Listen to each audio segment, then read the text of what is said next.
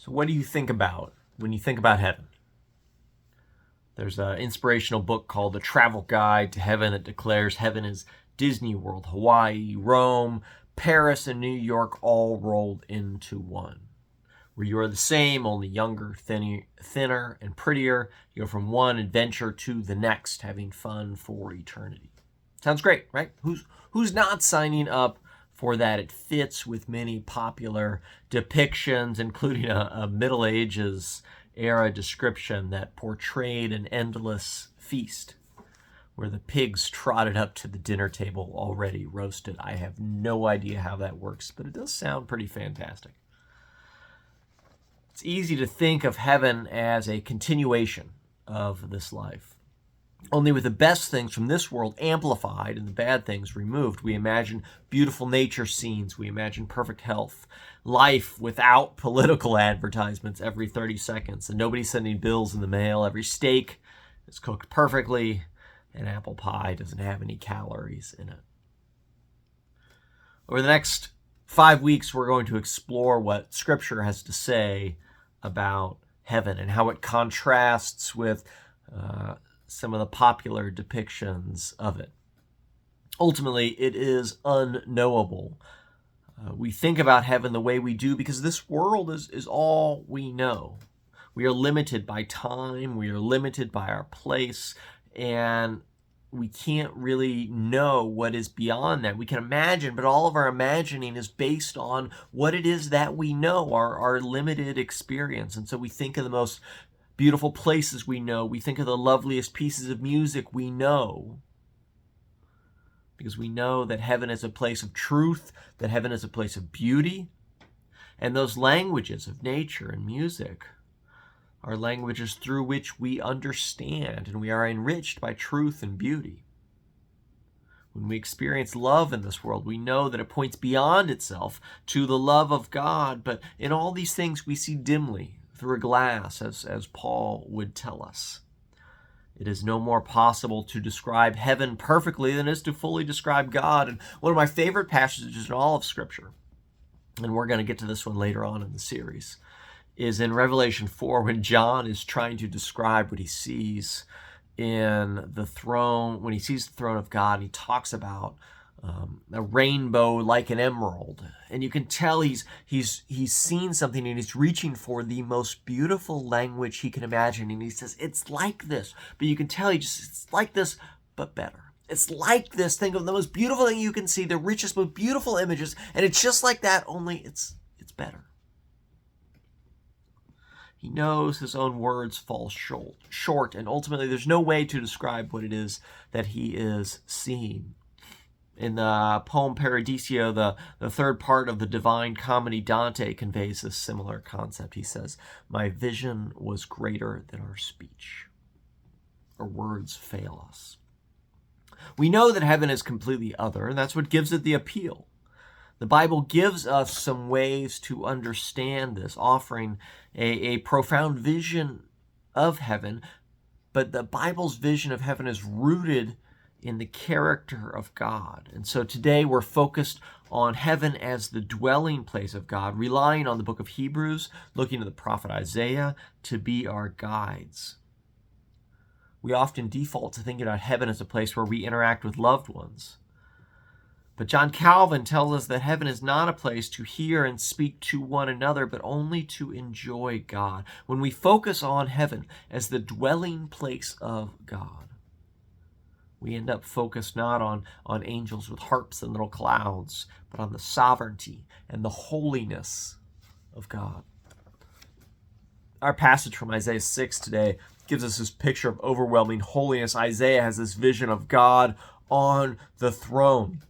And the robe of God fills the whole temple. God is surrounded by these 6 winged angels who are constantly singing praises to God. The entire time the doorposts are shaking, the room is filled with smoke. Doesn't sound like a combination of Hawaii and Disney World, does it?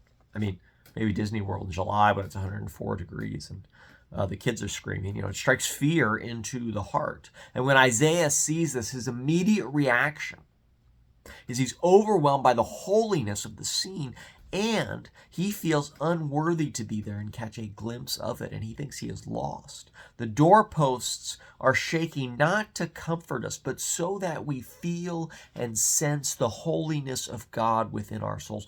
We should be filled with awe at the power of God. So Isaiah realizes his unworthiness, but it always amazes me God's reaction to Isaiah.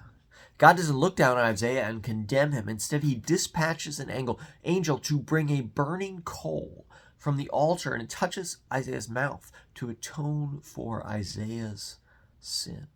God uses the very things that are overwhelming to make Isaiah worthy of such a place. God doesn't take away the intimidating holiness. What God does is elevate Isaiah so he's no longer unworthy to be in such a place.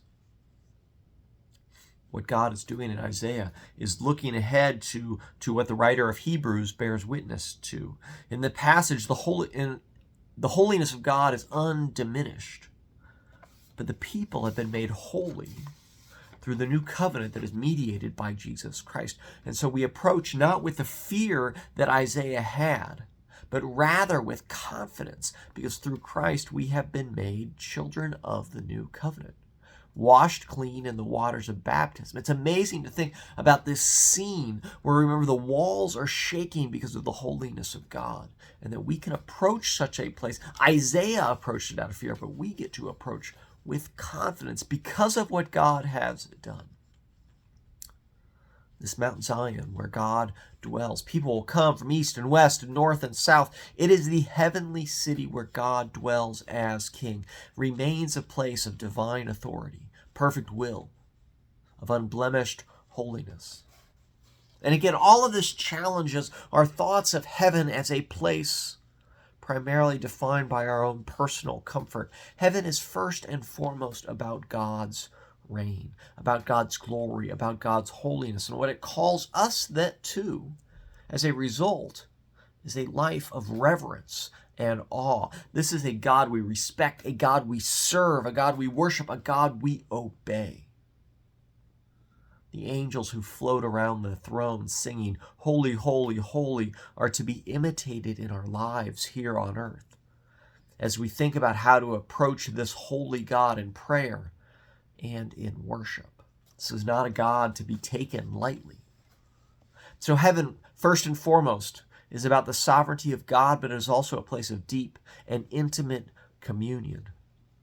Hebrews lays this out for us as we continue to think about what it means for heaven to be the dwelling place of God. It's described as the holy city, the heavenly Jerusalem, which should speak to us, right, of community, of relationship. In a city, you're not isolated. There's a lot of people very close to each other, compact, bumping into one another. We are members of a vast assembly, myriads upon myriads, innumerable angels in festal gathering. Heaven is a place of divine communion, and God sits at the center of it. Jesus paints this picture in Matthew 8 when he talks about people coming from east and west and taking their place at a feast with Abraham and Isaac and Jacob in the kingdom of heaven. Barriers of sin and death are removed, and we enjoy the fullness of God's presence with one another. And so that image should impact us now, because it reminds us religion is not just this exercise in checking boxes about doing enough, but rather it's about building a life that has a deep and personal communion with God and with others at the center. These relationships that we build now, Scripture tells us, with God and with others, carry on into eternity. So may we invest wisely. May we spend our time well. As Paul says, our true citizenship is in heaven, our true home where we experience the fullness of God's presence. And so how are we living like that now? Do we live like our lowly bodies have been transformed so that we will be like Christ, united in a new creation with God at the center? Do we take that seriously now? Right? When we keep this view of heaven at the center, when we focus on the holiness of God, then Paul's words in Romans 8, they can sustain us as well. Paul says in the present sufferings that he endured, and those were a lot, they're not worth comparing with the glory that will be revealed in us. The weight of glory was heavy upon Paul, but because of his view of heaven was one that was centered on God's holiness and perfection, Paul was able to endure earthly challenges. When we take that same view, when we center around the holiness of God and what Christ has done in elevating us to that same level of holiness, which is incredible, when we opt for that, we're also more able to endure earthly challenges, because that holiness is worth chasing, is worth pursuing, and it cannot be damaged or lost. It's kept safe.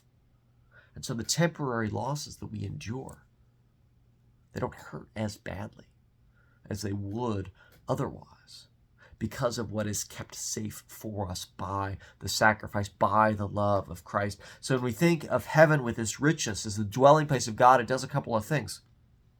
The reality of a place where God's sovereignty is fully realized, where there's perfect communion, should be to us an invitation in this present time for each of us to let the reality of heaven shape our lives. Do we appropriately make time in the days for offering ourselves to God, for opening ourselves to God who wants to be in full communion with us? Do we worship God with reverence and with awe? Do we recognize the awesome power of God? Do we think about our priorities in light of God's priorities? Do we think about this life as practice for heaven, where everything is centered around the holiness, the awesomeness of God?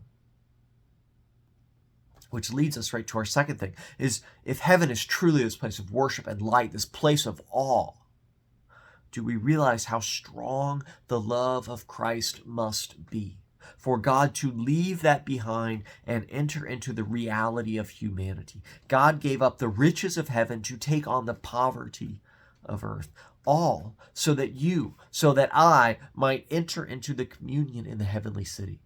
It is an astounding sacrifice, one that truly our minds cannot comprehend, because we can't wrap our heads around the riches of heaven. We can't truly appreciate what Christ gave up.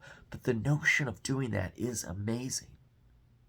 Harder than anything we can ever comprehend. What love this must be, that Jesus Christ loves you like that. That should be transformative love.